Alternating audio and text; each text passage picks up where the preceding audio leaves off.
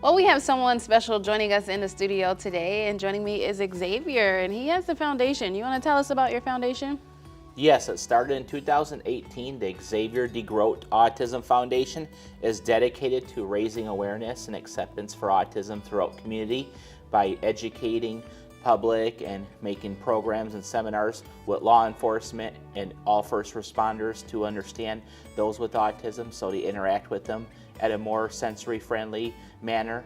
And now we're increasing our nation's first Autism History Museum. And I established it about last year in February at the Meridian Mall, and we're moving our headquarters to Frankenmuth, Michigan here. Oh, that's awesome. What inspired you to start it? Because of my own challenges growing up, being labeled and told what I will never be able to accomplish, that put too many doubters in my life, and I want to disprove them and become motivated to make change for all others facing similar challenges. Yeah. How does it feel helping others with autism? It's a blessing because I feel as I help others with autism, more people with autism will become their own role models and satisfy themselves with their own potential. Yeah. And it's something that needs to be better understood for all other families with challenges that have children with autism, because children with autism are the #1 targets for mistreatments and labeling. How would you like to disprove all of that? Because that is unfortunate that you say you all are the target of all of that. First, I'll start out with that.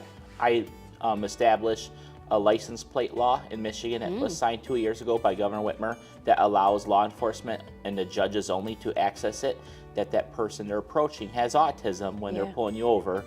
And also by having a history museum and showing all the amazing innovations that people with autism had created, like Albert Einstein, Elon Musk today, for instance, have become way more powerful than many people in our world we know of. So that shows you the amount of tenacity that autism has to carry on to build a better society. Yeah.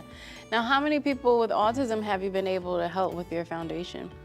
Over 1,000 plus. Wow, how does that feel?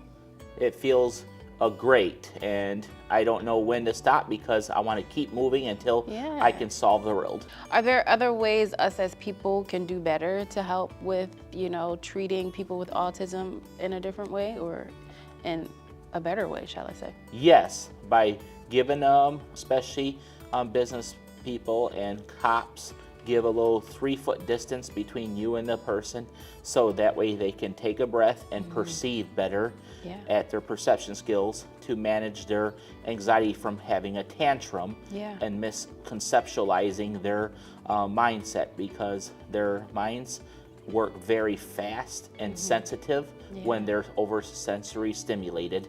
But they can get stronger too. They need exposure in order to grow their brain, because the brain is a muscle, and that's where one famous quote I've been told directly, Arnold Schwarzenegger said, "No pain, no gain." Well, the brain needs exposure, then no gain. Yeah, there you go. All right. Well, thank you so much, Xavier.